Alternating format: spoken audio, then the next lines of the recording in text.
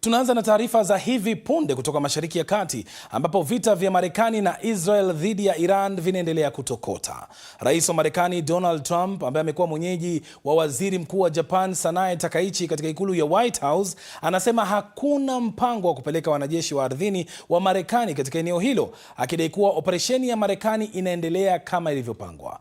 Rais Trump pia amesema amepewa hakikisho kwamba Japan itasaidia katika vita nchini Iran na kwamba atajadili uwezekano wa Tokyo kupeleka meli zenye vifaa vya kugundua na kuondoa mabomu katika mlango wa bahari wa Hormuz. Hata hivyo, Bi Takaichi hakutoa maoni yoyote kuhusu hilo, lakini amesema ametoa mapendekezo ya kutuliza soko la nishati. Wikendi iliyopita, Rais Trump aliikosoa Japan na washirika wengine wa karibu kwa kukataa ombi lake la kutuma msaada wa kijeshi katika eneo hilo. Wakati hayo yakijiri, bei ya mafuta na nishati duniani imepanda baada ya vituo muhimu vya gesi nchini Qatar na Iran kushambuliwa. Mafuta ya Brent crude sasa yanauzwa dola 114 kwa kila pipa. Huko Ulaya, bei ya gesi ilipanda kwa zaidi ya 25% kabla ya kupungua kidogo. Usiku wa kuamkia leo, Iran ililenga eneo la Ras Laffan nchini Qatar katika kujibu mashambulizi ya Israel dhidi ya vituo vya Iran katika eneo kubwa zaidi la gesi duniani la Pars Kusini. Caro Robi na taarifa hiyo kwa kina. Anga ilijaa moshi mweusi juu ya eneo la Pars Kusini, uwanja mkubwa zaidi wa gesi asilia duniani, kuashiria mwelekeo mpya katika mzozo huu unaoendelea. Marekani imebadilisha mtazamo wake wa awali wa kukosa kulenga miundombinu ya nishati ya Iran. Imeripotiwa kuwa Israel ilitahadharisha Marekani kabla ya kufanya mashambulizi hayo, na tayari Teherani inaonekana kujibu kwa njia hiyo hiyo. Usiku kucha, kiwanda cha kusafisha mafuta katika eneo la Ras Laffan nchini Qatar kimeshambuliwa na makombora na kusababisha uharibifu mkubwa. Hapo awali Iran ilikuwa imetoa onyo hili. Hili ni onyo kali kwa wale wanaohusika na kushambulia sehemu za miundombinu ya mafuta na nishati ya Iran katika eneo la kusini. Katika kujibu hilo, vifaa vya mafuta, nishati na gesi katika chanzo cha shambulio hilo vitateketezwa na kuwa majivu haraka iwezekanavyo. Rais Trump alidai kuwa hakufahamishwa mapema kuhusu shambulizi hilo la Israel, akiandika kwenye mtandao wa kijamii kwamba, na hapa nanukuu, hakuna mashambulizi mengine yatakayotekelezwa na Israel kuhusiana na uwanja huu muhimu na wenye thamani wa Pars Kusini, isipokuwa Irani iamue kwa kukosa hekima kushambulia mtu asohusika na vita, yani Qatar, na ikiwa hilo litatokea, Marekani, iwe na usaidizi na ridhaa ya Israel au la, italipua kwa kiasi kikubwa eneo lote lenye gesi la Pars Kusini kwa nguvu ambayo Iran haijawahi kuona wala kushuhudia hapo kabla. Mwisho wa kunukuu. Mashambulizi ya Iran na makundi ya wanamgambo ambao ni washirika wake yanaendelea kote Mashariki ya Kati, huku milipuko na uvamizi wa ndege zisizo na rubani zikiripotiwa huko Israel, Dubai, Kuwait, Iraq na Bahrain. Makombora yamezuiwa angani katika Umoja wa Falme za Kiarabu UAE, huku maafisa wakisema kuwa yalikuwa yanaelekea kugonga kituo cha gesi na kisima cha mafuta. Nayo Saudi Arabia inasema inazuia jaribio la shambulizi kwenye kituo chake cha gesi baada ya wakazi 4 kujeruhiwa baada ya kuangukiwa na vifusi vya makombora huko Riyadh. Nachojali zaidi kwa sasa ni kuhusu kuisha kwa mashambulizi dhidi ya nchi yangu na nchi jirani ambazo hazihusiki na mzozo huu. Hilo tu. Na tunatumia kila njia tulionayo, kisiasa, kiuchumi, kidiplomasia na vinginevyo, kukomesha mashambulizi haya. Hilo ndilo ninalojali kuhusu kwa sasa. Katika kile kinachoashiria ni muda gani vita hivi vinaweza kuendelea, Pentagon imeripotiwa kuitaka ikulu ya White House kuidhinisha zaidi ya dola bilioni 200 za ufadhili kwa mzozo huo. Kwa sasa, kutokana na uharibifu wa miundombinu ya kusafisha mafuta yenye thamani ya mabilioni katika eneo lote la Mashariki ya Kati, Iran inalenga kuendelea kuleta ugumu wa kiuchumi duniani kote. Tukisalia katika taarifa hii, mkuu wa Qatar Energy, kampuni inayomilikiwa na serikali ya Qatar inayosimamia eneo la Ras Laffan, amesema itachukua miaka 3 hadi 5 kurekebisha uharibifu uliosababishwa na mashambulizi ya Iran. Saad Al-Qaabi anasema Qatar Energy inaweza kushindwa kutimiza mikataba ya gesi iliyokubaliana na mataifa kama vile Italia, Ubelgiji, Korea na China kwa hadi miaka 5. Waziri Mkuu wa Qatar Mohammed bin Abdulrahman Al Thani amelitaja shambulizi hilo kama hatua ya kuongezeka kwa mashambulizi hatari sana kutoka kwa Iran. Waziri wa mambo ya nje wa Iran Abbas Araghchi amesema shambulizi dhidi ya jengo la nishati la Ras Laffan la Qatar lilitumia nguvu kidogo tu.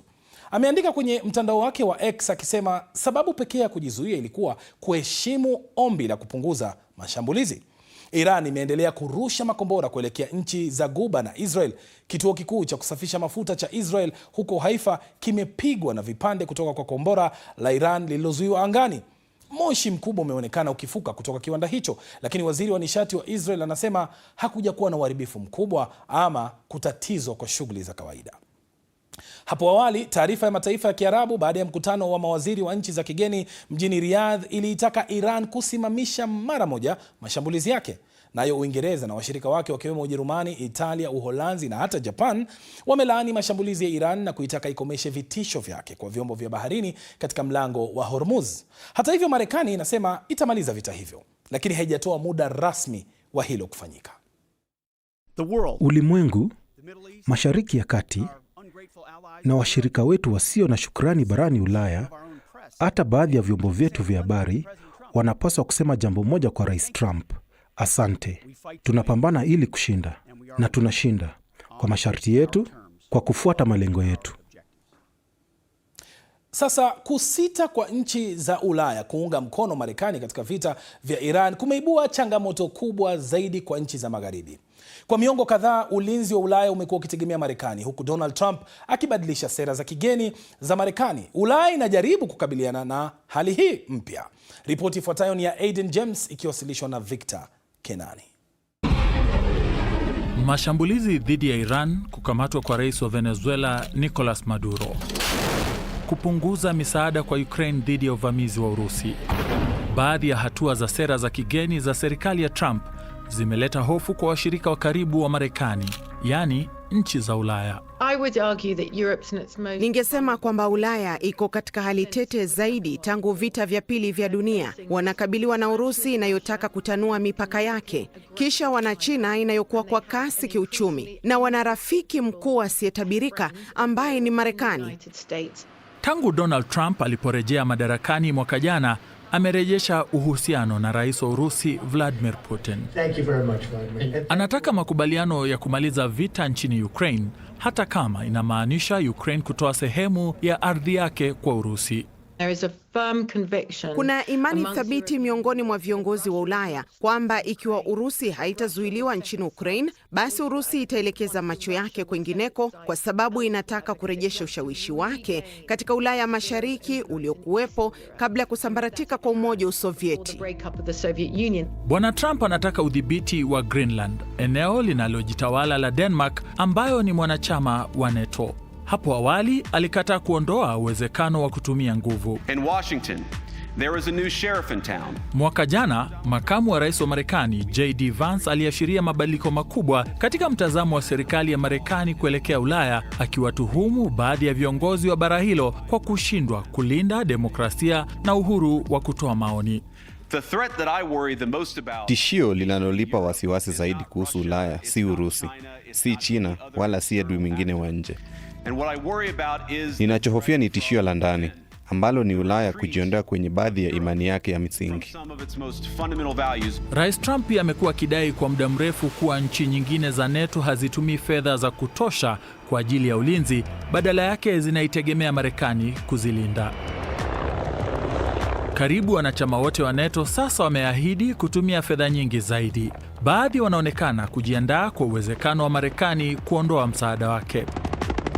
Rais wa Ufaransa Emmanuel Macron ametangaza mipango ya kuongeza akiba ya silaha za nyuklia za nchi yake na kupanua mpango huo ili kuzijumuisha nchi nyingine za Ulaya. Ni watu wachache wanaotegemea kuwa muungano huu wa Atlantiki utavunjika kabisa, na baadhi wanaamini Ulaya haiwezi kumudu hali hiyo. Ikiwa kuna mtu yeyote hapa anayefikiri kwamba umoja wa Ulaya au Ulaya kwa jumla inaweza kujilinda bila Marekani, aendelee kuota. Hamwezi, hatuwezi, tunategemeana. Lakini wengine hawakubaliani na hilo. Kukubali jambo hilo hadharani ni jambo linaloleta uharibifu kwa muungano huu, na pia kwa mtazamo wa kijeshi si lazima iwe hivyo. Putin anajua hawezi kuishinda NATO kijeshi, lakini anaweza kuishinda NATO kisiasa. Katika hali hiyo, ikiwa anataka kuchukua hatua za kijeshi dhidi ya NATO, huenda ikawa operesheni yenye mipaka fulani. Na je, nchi za Ulaya zinaweza kukabiliana na operesheni kama hiyo ya Urusi bila Marekani? Hakika, na hivyo ndivyo wanavyopanga. Rais wa Marekani ametoa wito kwa washirika wa NATO kusaidia kulinda mlango wa bahari wa Hormuz, njia muhimu ya usafirishaji wa mafuta kutoka Mashariki ya Kati wakati huu wa vita vya Iran. Hii ni sehemu ya mkataba wa ulinzi wa pamoja wa NATO na washirika hao wamesita kuhusika. Kuna baadhi ya nchi ambazo zimenisikitisha sana. Tatizo la NATO ni kwamba tutakuwepo kwa ajili yao daima, lakini wao hawatakuwepo kwa ajili yetu kamwe. Katika muktadha huo, ni wazi kuwa Marekani bado inahitaji Ulaya. Na kwa kweli, hati zote za mikakati ya Marekani zinatolewa tangu Trump arejee Ikulu zinasema kuwa Marekani inawahitaji watu wa Ulaya. Swala kuu ni kwamba Wamarekani wanataka aina fulani ya usaidizi kutoka Ulaya ambao nchi hizo za Ulaya haziko tayari kuutoa.